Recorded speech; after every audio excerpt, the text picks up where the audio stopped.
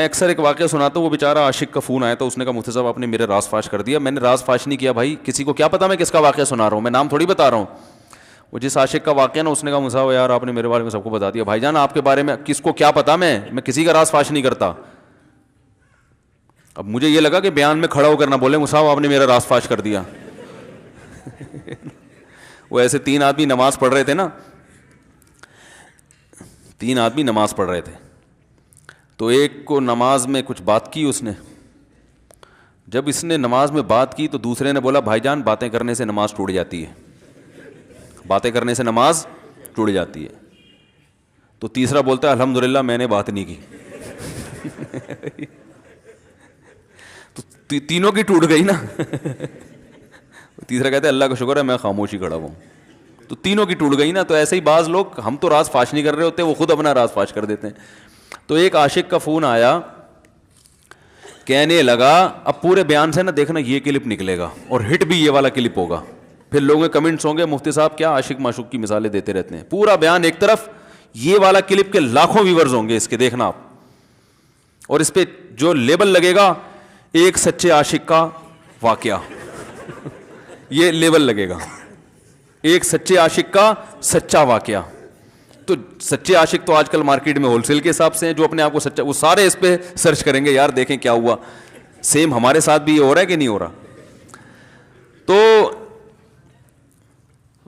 وہ مجھے کہنے لگا کہ مجھے کسی لڑکی سے عشق ہو گیا ہے, فون آیا میرے پاس, عشق ہو گیا ہے تو میں کیا کروں, میں بڑا پریشان ہوں. میں نے کہا بھائی اگر ہو گیا ہے, کوئی اچھی ہے, اچھے گھرانے کی ہے, تو آپ والدین سے بات کر لو, نکاح کر لو. لن تری للمتحابین مثل النکاح, حدیث میں آتا ہے 2 محبت کرنے والوں میں نکاح سے بہتر کوئی چیز نہیں ہے. تو ہم تو نہیں کہتے کہ اس کو ختم کرو, آپ شادی کر لو بھائی, نکاح کر لو بھائی, حرام حلال میں تبدیل ہو جائے گا. کہنے لگا کہ یار وہ مفتی صاحب مسئلہ یہ ہے کہ اس کے ابا نہیں مان رہے. میں نے کہا ابا کو, پھر مجھے نہیں فون کرو, ابا کو فون کرو, جو میں اس کا ابا نہیں ہوں. تو پھر ابا کو فون کرو اس کے, یہی اپنی فریاد اس کے ابا کے سامنے رکھو. کہہ رہے یار بہت ٹرائی کر لی, بہت کوشش کر لی, اس کے پیرنٹس ماننے کے لیے تیار نہیں.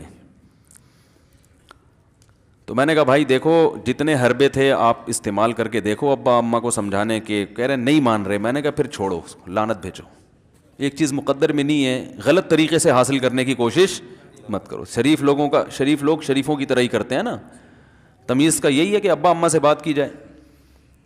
میں نے کہا میں دعا کر لوں گا آپ کے لیے, آپ نے مجھے کچھ سمجھ کے فون کیا تو میں بھی دعا کرتا ہوں, اے اللہ اس کے لیے بہتر ہے تو مقدر فرما دے, ابا کو دل کو نرم کر دے.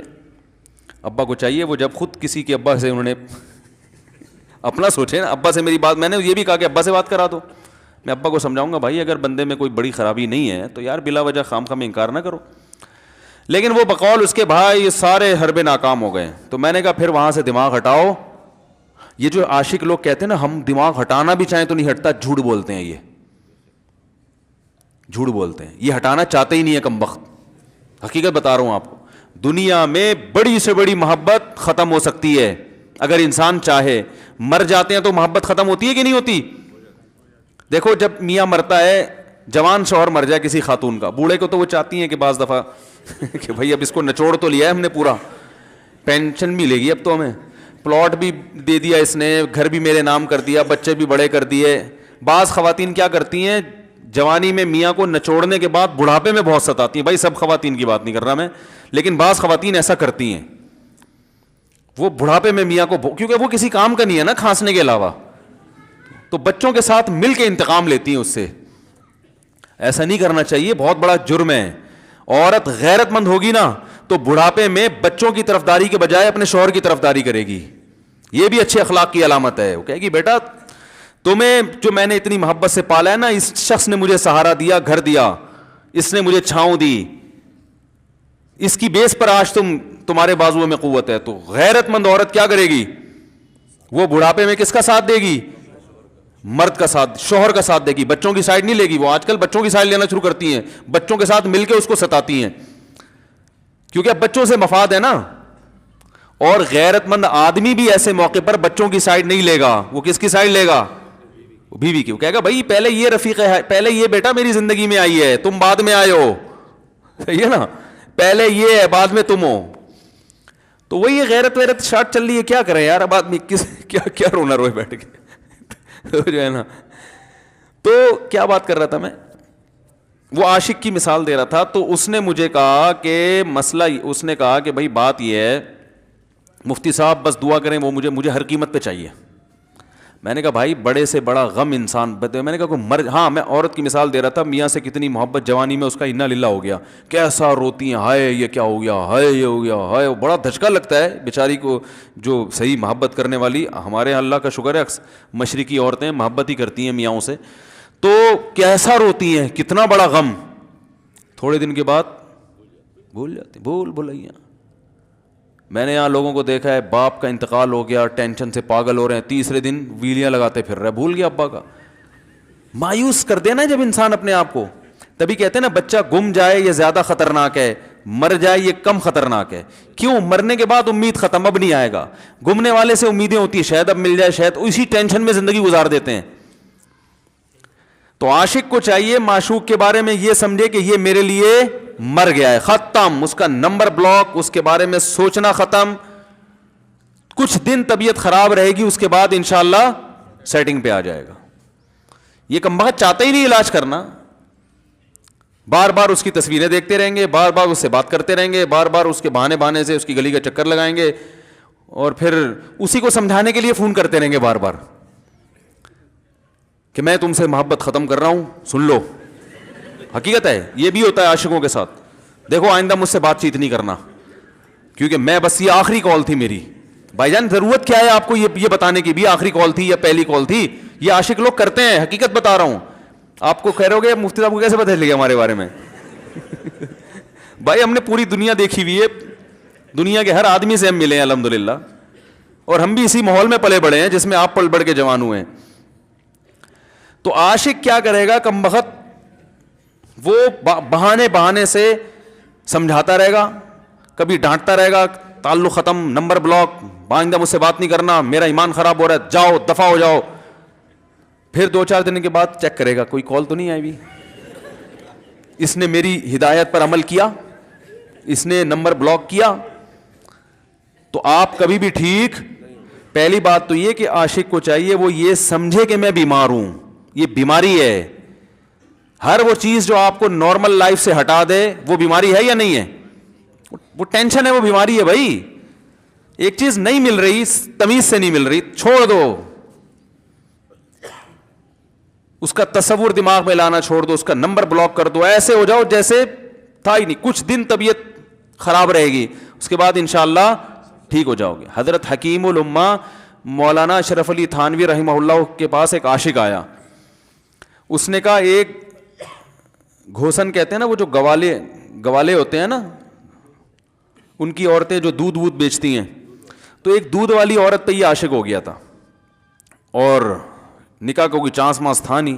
یہ حضرت حکیم الامہ رحمہ اللہ کے پاس آیا اور کہنے لگا کہ جو مسئلہ یہ ہے کہ میں جو ہوں نا, میرے دماغ میں وہ سما گئی ہے, اب جو ہے میں جو ہے نا بس میرا کوئی علاج کریں میں ٹھیک ہو جاؤں. ہاں, کہنے لگا مجھے وہ دلا دیں آپ اللہ والے ہیں, بہت پہنچے ہوئے بزرگ ہیں, تو بس آپ کسی طرح اللہ سے مانگیں وہ مجھے مل جائے. تو حکیم الامہ نے فرمایا کہ دیکھو بھائی, پہلے تو استخارہ کرو. استخارے کا مطلب وہ والا نہیں استخارہ جو آج کل ہو رہا ہے, یعنی اللہ سے دعا مانگو, اللہ یہ بہتر ہے تو مقدر کر, بہتر نہیں ہے تو مقدر. ہو سکتا ہے اللہ کے علم میں یہ بہتر ہی نہ ہو, یہ بھی تو ممکن ہے کہ آپ چاہ رہے ہو ہر وہ چیز جو ہم چاہتے ہیں وہ ہمارے لیے اچھی نہیں ہوتی. تو اللہ سے پہلے دعا مانگو, اور پھر جو ہے وہ پیغام بھیجو. اگر نہیں قبول ہوتا تو پھر اپنا دماغ یہاں سے ہٹاؤ. اور دماغ ہٹانے کا طریقہ یہ ہے کہ اس کا جان بوجھ کر تصور نہ کرو. یہ میں نے پورا واقعہ ایسے سنا رہا ہوں کہ کوئی عاشق واشق بیٹھا ہو تو وہ سن لے کہ اس طرح سے علاج ہوگا. کبھی اس کا دماغ میں تصور نہ لاؤ, ٹھیک ہے نا, جان کر نہ لاؤ. خود بھی آ رہا ہے تو وہ ایک الگ بات ہے نا, وہ تو غیر اختیاری چیز ہے. خود سے آ رہا ہے تو ایک الگ بات ہے, جان کر نہ سوچو اس کے بارے میں, اپنے آپ کو مصروف رکھو, اس کی طرف کبھی جاؤ نہیں, اس راستے سے نہ گزرو. تو یہ پرہیز ہے, یہ پرہیز کرو گے تو پھر میں دوا بتاؤں گا. یہ بھی دوا نہیں, میڈیسن نہیں دی ہے, یہ تو اس میڈیسن کے پرہیز ہیں. اس کے بعد میڈیسن بھی ملے گی, جو ذکر وہ بتائیں گے اللہ کا ذکر وہ بعد میں, پہلے یہ پرہیز. اس نے کہا یہ نہیں ہو سکتا مجھ سے. اس نے کہا مجھے تو دودھ چاہیے نہیں ہوتا پھر بھی وہاں جاتا ہوں میں دودھ خریدنے مجھے تو دودھ کی ضرورت نہیں ہوتی پھر بھی جاتا ہوں. اور کہا آپ بس مجھے کسی طرح سے وہ دلا ہی دیں. تو حکیم الامہ پہلے زمانے میں لوگوں میں بزرگوں کا احترام بھی تھا, انہوں نے ایک تھپڑ لگا دیا اس کے. اب دیکھو آپ کہو گے بد اخلاقی ہے تھپڑ لگانا, حالانکہ یہ عین اس موقع پر کیا تھے, اخلاق تھے. انہوں نے ایک زور سے تماچا لگایا, کہا کہ جب علاج کرانے آیا ہے تو طبیب کی بات مانتا ہے نہیں. اب ڈاکٹر اگر کسی مریض کو کہے یہ کرو وہ کرو, کہہ رہے میں یہ نہیں کروں گا, تو ڈاکٹر کہ دفعہ ہو یہاں سے, میرا ٹائم کیوں ضائع کر رہے. ایک تھپڑ لگایا اس کے زوردار نا, بولا جب آئے ہو ہم سے علاج کرانے کے لیے اور ہماری مانتے نہیں ہو تو ٹائم کیوں ضائع کرو ہمارے. زور سے تماچا لگایا. لوگوں میں صلاحیت تھی پہلے زمانے میں. اگلے دن آیا کہہ رہا ہے آپ کے اس تماچے کے ساتھ ہی میرا عشق ختم.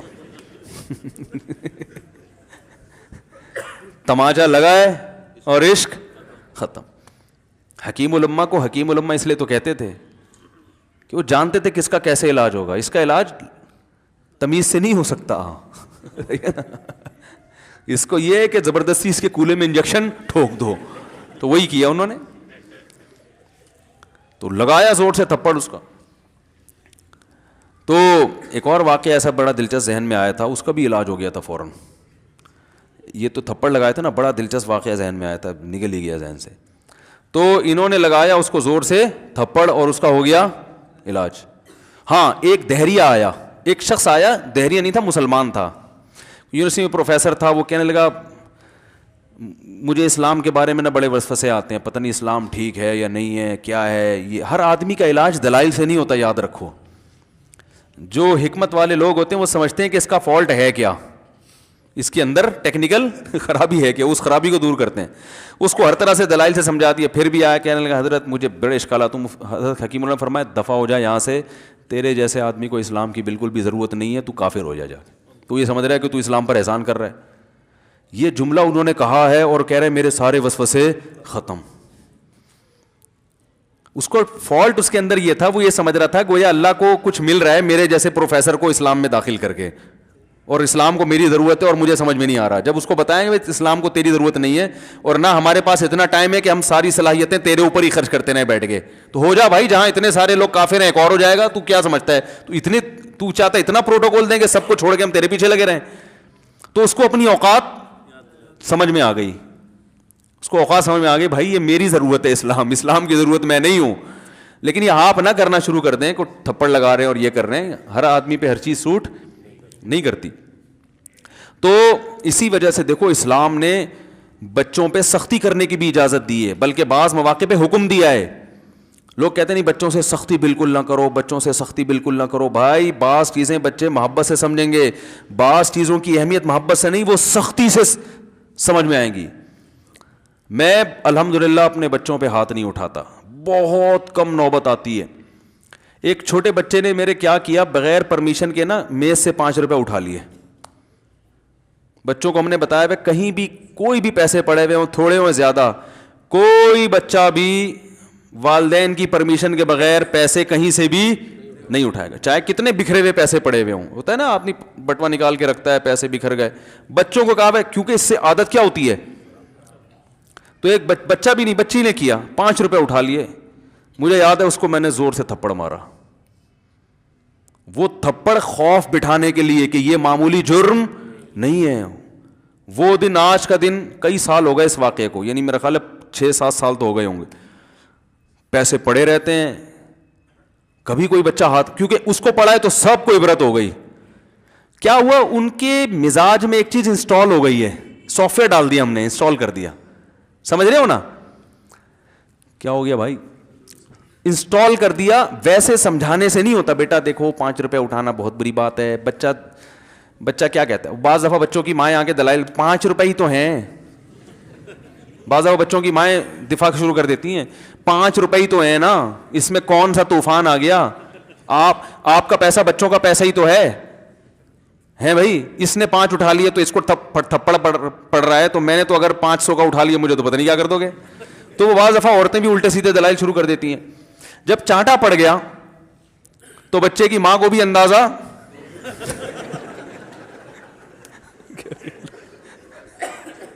کہ بھائی یہ بڑا جرم ہے. بھائی دلائل گئے ایک تیل لینے, ہمارا یعنی یہ گویا باپ نے پیغام دے دیا کہ دلائل کیا ہیں, بچہ صحیح کر رہا ہے غلط کر رہا ہے, اس کے کیا دلائل ہیں, ایک طرف محض یہ چیز برداشت, پیسوں کے معاملے میں ایکوریسی ضروری ہے. جہاں محبت ہونی چاہیے, ہاں عشق, وہ عاشق کی بات کر رہا تھا میں, تو میں نے اس کو سمجھایا کہ بھائی اب کیا کرو, یہاں سے تعلق ختم. تو پتہ ہے کیا کہتا, رونے لگا, کہہ رہے حضرت میں نہیں تعلق ختم کر سکتا, مجھے اس سے سچی محبت ہے, پاک محبت ہے, سچی محبت ہے, سچا عشق ہے. یہ فلموں سے سیکھا ہے لوگوں نے, سچا عشق اور جھوٹا عشق. مجھے آ گیا غصہ. بھائی اب تک تو جو بات کر رہا تھا نا وہ ٹھیک کر رہا تھا, عشق ہو گیا, انسان ہے, ہر ایک سے ہو سکتا ہے. ویسے تو بے احتیاطی جو لوگ کرتے ہیں انہی کو زیادہ تر ہوتا ہے, چلو بے احتیاطی ہو گئی, لیکن چلو ایک جائز طریقہ اختیار کیا نا, کوئی حرام کاری کی طرف نہیں گیا. نکاح, تبھی میں کہتا ہوں بھائی جان کسی کو عشق ہوا کرے, اگر نکاح کی بات کرے تو اس کو ملامت نہ کرو. بیٹا ابا کے پاس آ رہا ہے, ابا مجھے وہ کالج میں لڑکی پسند آ گئی, مجھے عشق ہو گیا, میں شادی کرنا, ابا پڑاخ کر کے چماڑ لگا دیتے ہو, تجھے میں نے یہ عشق معاشقوں کے لیے بھیجا ہے وہاں پہ, اس لیے نہیں تھا, لیکن اب ہو گیا تو اس کا ایک جائز راستہ ہے نا جو اسلام نے بتایا ہے. تو ابا بلا وجہ غیرت کا مسئلہ بنا لیتے ہیں اس کو, ٹھیک ہے نا. تو بھائی ایک نمٹاؤ یار.